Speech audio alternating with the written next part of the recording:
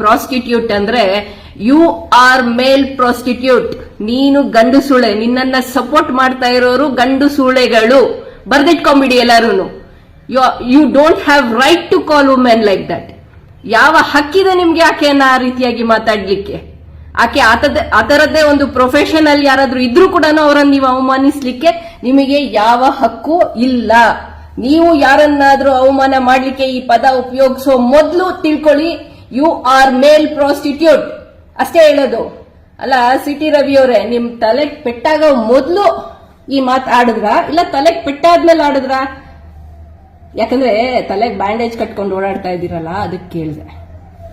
ಮೋದಿಜಿ ಅವರೇ, ನೀವು ಬೇಟಿ ಬಚಾವೋ ಬೇಟಿ ಪಡಾವೋ ಅಲ್ಲ, ನಿಮ್ಮ ಕಾರ್ಯಕರ್ತ ಪಡಾವೋ, ನಿಮ್ಮ ಬಿಜೆಪಿ ಕಾರ್ಯಕರ್ತ ಪಡಾವೋ, ಬಿಜೆಪಿ ನೇತಾ ಪಡಾವೋ, ಈ ತರ ಕಾರ್ಯಕ್ರಮಗಳನ್ನ ಆಯೋಜನೆ ಮಾಡಿ ತಲೆನಲ್ಲಿ ಸಗಣಿ ತುಂಬಿಕೊಂಡು ಸದನದಲ್ಲಿ ಪರಿಷತ್ತಲ್ಲಿ ಬಾಯಿಗೆ ಬಂದಂಗೆ ಸುಮಂಗಳಿ ನಿತ್ಯ ಸುಮಂಗಳಿ ಅಂತ ಮಾತಾಡ್ತಾರಲ್ಲ, ಇದು ಹಿಂದೂ ಸಂಸ್ಕೃತಿನ, ಹಿಂದೂ ಸಂಸ್ಕೃತಿಯನ್ನ ಕಾಪಾಡ್ತಾ ಇರುವ ರೀತಿನ ನಾಚಿಕೆ ಆಗ್ಬೇಕು ನಿಮ್ ಬಿಜೆಪಿ ಪಕ್ಷಕ್ಕೆ.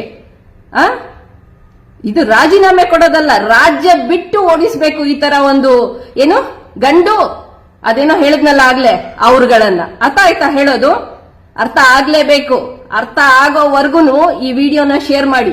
ಇನ್ಮೇಲೆ ಯಾವುದೇ ಗಂಡಸು ಅಥವಾ ಹೆಂಗಸು ಯಾರೇ ಆಗಿರ್ಬೋದು ಇನ್ನೊಬ್ಬರಿಗೆ ಅವಮಾನ ಮಾಡಬೇಕು, ಇನ್ನೊಬ್ರು ತೇಜೋವಧೆ ಮಾಡಬೇಕು, ಅವರನ್ನು ಕುಗ್ಗಿಸಬೇಕು ಅಂತ ಹೇಳಿ ಈ ಪದಗಳನ್ನ ಉಪಯೋಗಿಸಿದ್ರೆ ಯು ಆರ್ ದಟ್ಸ್ ಇಟ್.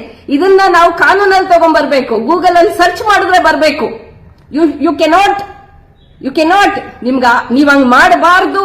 ಯಾಕೆ ಮಾಡಬೇಕು? ಒಬ್ರಿಗೆ ಅವಮಾನ ಮಾಡಕ್ಕೆ, ತೇಜೋವಧೆ ಮಾಡಕ್ಕೆ ಈ ರೀತಿಯಾದ ಪದಗಳನ್ನ ಬಳಸೋದು ತಪ್ಪು. ಇದು ಅಸಂವಿಧಾನಿಕ. ಅದನ್ನ ಅರ್ಥ ಮಾಡ್ಕೊಳ್ಳಿ. ಇದು ಕ್ರೈಮ್, ಇದು ಅಪರಾಧ. ಇದನ್ನ ಬರ್ದಿಟ್ಕೊಳ್ಳಿ ಅಂತ ಹೇಳ್ತೀನಿ. Thank you for watching this video. Please share the video. Save women, respect women ಅದಿರ್ಲಿ ನಿಮ್ಮಲ್ಲಿ. ಮಹಿಳೆಯರಿಗೆ ಮರ್ಯಾದೆ ಕೊಡೋದನ್ನ ಕಲೀರಿ. ಆಮೇಲೆ ನಿಮ್ದು ಹಿಂದೂ ಸಂಸ್ಕೃತಿ ಎಲ್ಲಾನು